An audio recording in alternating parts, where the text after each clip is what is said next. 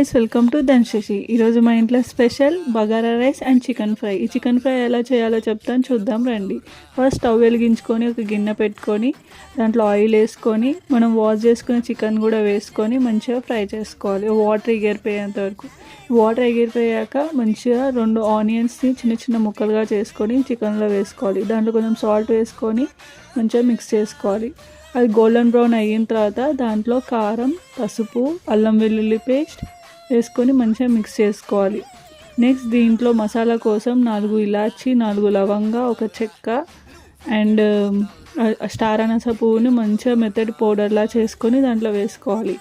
Next ధనియాల పొడి కూడా వేసుకొని మంచిగా మిక్స్ చేసుకోవాలి. ఇది కొంచెం దగ్గర అయ్యాక పచ్చిమిర్చి అండ్ కొత్తిమీరతో మంచిగా గార్లిష్ చేసుకుంటే అంతే, మన వేడి వేడి చికెన్ ఫ్రై రెడీ. దీన్ని బగారా కాంబినేషన్తో చికెన్ ఫ్రై సూపర్గా ఉంది. సూపర్.